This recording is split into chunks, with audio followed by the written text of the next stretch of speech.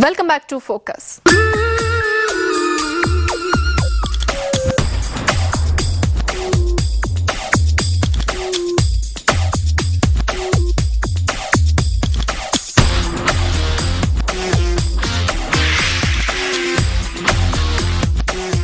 Boy friend lover వీరిద్దరూ ఎందుకు ఒకరంటే మరొకరు ఆరాటపడుతున్నారు?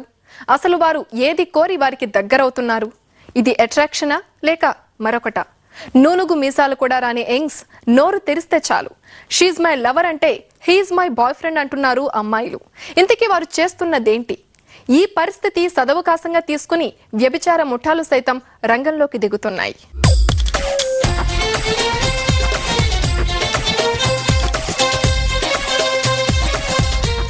లవర్స్ అంటే ఎలా ఉండాలి? ఒకరి కష్టాలు మరొకరికి ఓపెన్ గా చెప్పుకునేలా ఉండాలి, కష్ట సుఖాలు పంచుకునేలా ఉండాలి. కానీ లవర్స్ మధ్య అలా జరుగుతుందా?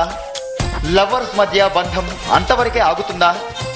ఇంతకీ ఆ ప్రేమ జంటలు చేస్తుందేమిటి?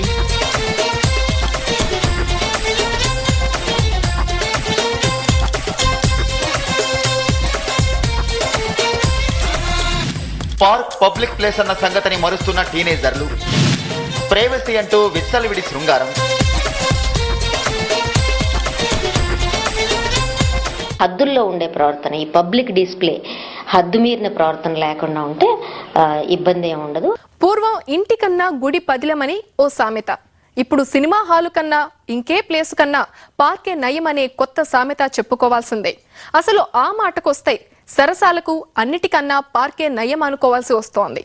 కానీ పార్కు అనేది పబ్లిక్ ప్లేస్ అనే సంగతి ఈ ప్రైవసీ కోరుకునేవారు గుర్తిస్తున్నారా?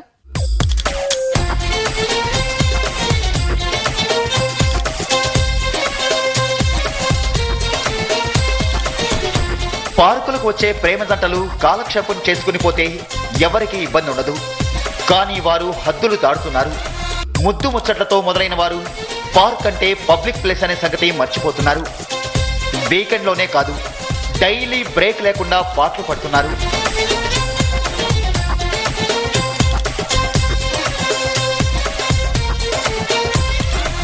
పార్కుల్లో ఏ పొదను కదిపినా ప్రేమ పక్షుల కిలకిలలే, ఏ చెట్టు చాటుకెళ్లినా రసమయ శృంగారమే. లిప్పు లిప్పు కిస్సులతో కొందరు తడిసి ముద్దవుతుంటే మరికొందరు ముద్దు ముచ్చట్లతో ఎంజాయ్ చేస్తున్నారు.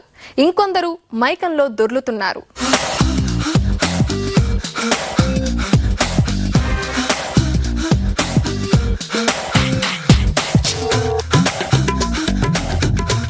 పార్కుల్లో టీనేజర్లు అడుగు పెడితే కావలసినంత ఎంజాయ్ చేయవచ్చు.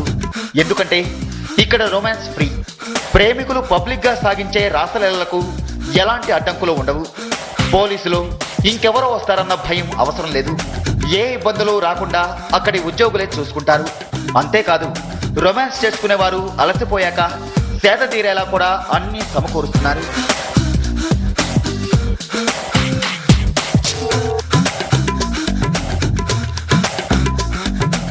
జంటలను పార్కు వాచ్మెన్లు అడ్డుకోవడం లేదు. పార్కులకు సమయ నిబంధనలు ఉన్నప్పటికీ వాచ్మెన్లు పట్టించుకోరు. కాసులిస్తే లోనికి ఎంట్రీ. ఇలాంటి వారికి టైం లేదు. రొమాన్స్ జరిపే జంటలాగడాలు ఆగడం లేదు. కొన్ని చోట్ల పార్క్ సిబ్బందే డబ్బు తీసుకుని పార్ట్నర్లని అరేంజ్ చేస్తున్నారు.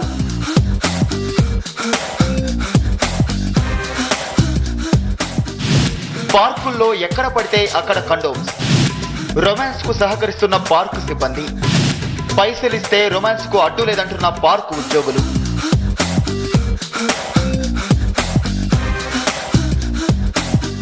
మెయిన్ సెక్యూరిటీ వాళ్ళు అయితే ప్రతి ఒక్కరి దగ్గర పోయి వాళ్ళ దగ్గరికి డబ్బులు తీసుకున్నాడు. అది చాలా అయిపోయింది, టూ మచ్. అది కాక కూర్చుని మంచిగా మాట్లాడుతుంటే కూడా వాళ్ళ దగ్గరకు వచ్చి ఐస్ క్రీమ్ కావాలని అది కావాలని ప్రెషర్ చేసి they are charging more than 100%.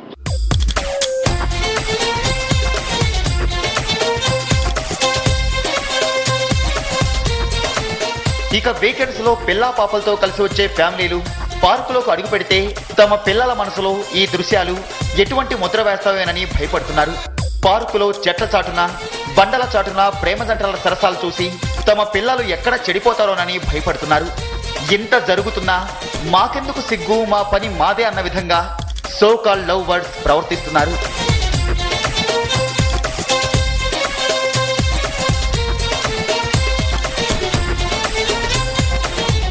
యొక్క పర్పస్ ఆరోగ్యాన్ని మెరుగుపరచుకోవడం, అందరూ వాకింగ్ చేయడానికి కానీ దాన్ని తప్పుదోవలో తీసుకొని దాన్ని మిస్యూజ్ చేస్తున్నారు వీళ్ళు. దాంతో అంటే చాలా ఇబ్బందికర పరిస్థితులు అయితే ఉన్నాయి. దాన్ని కంట్రోల్ చేయడానికి కొన్ని గట్టి చర్యలు తీసుకుంటే బాగుంటుంది. వచ్చి మామూలుగా వాళ్ళు రావాలి వెళ్ళాలి తప్పితే అశ్లీలంగా అనేది కరెక్ట్ కాదు. బయట వాళ్ళకు కూడా ప్రాబ్లం చేయకూడదు. వచ్చిన ఫ్యామిలీస్ కానీ వచ్చినటువంటి వాళ్ళకి ఏమి ప్రాబ్లం క్రియేట్ చేయకూడదు.